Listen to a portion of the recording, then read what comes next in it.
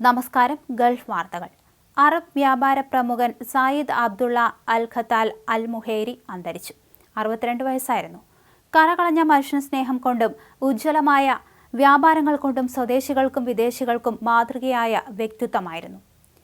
സൗദിയിൽ സ്വദേശികളായ തൊഴിൽ അന്വേഷകർക്ക് തൊഴിൽ കണ്ടെത്തുന്നതിന് ആരംഭിച്ച താംകീർ പദ്ധതി വഴി ഈ വർഷം ആദ്യ പകുതിയിൽ 38,000 പേർക്ക് നേരിട്ട് ജോലി ലഭ്യമാക്കി.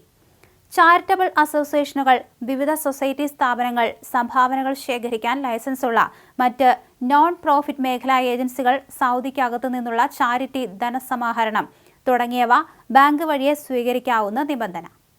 ചെലവ് ചുരുക്കൽ നടപടികളുടെ ഭാഗമായി സുപ്രധാന തീരുമാനവുമായി കുവൈറ്റ് എയർവേസ് പ്രവാസി ജീവനക്കാരെയും വിരമിക്കൽ പ്രായം കഴിഞ്ഞ ശേഷവും ജോലിയിൽ പിന്തുടരുന്നവരെയും പിരിച്ചുവിടാനൊരുങ്ങുകയാണ്. ബഹ്റൈനിലെ റിഫയ്ക്ക് സമീപം ഉണ്ടായ വാഹനാപകടത്തിൽ പ്രവാസി മരിച്ചു. ഏഷ്യൻ രാജ്യക്കാരനാണ് മരിച്ചത്. റിഫയിലേക്കുള്ള ഷൈഖ് ജാബിർ അൽ സബ ഹൈവേയിലാണ് അപകടമുണ്ടായത്. ഭാര്യയെയും മകനെയും കൊലപ്പെടുത്താൻ ശ്രമിച്ച ശേഷം ഇന്ത്യക്കാരൻ ജീവനൊടുക്കാൻ ശ്രമിച്ചു. 38 വയസ്സുള്ള ഇന്ത്യക്കാരനാണ് ആത്മഹത്യയ്ക്ക് ശ്രമിച്ചത്. സൗദിയിൽ വരും ദിവസങ്ങളിൽ മഴയ്ക്ക് സാധ്യത. വെള്ളിയാഴ്ച മുതൽ അടുത്ത ചൊവ്വാഴ്ച വരെ മഴയുണ്ടാകുമെന്നാണ് അറിയിപ്പ്.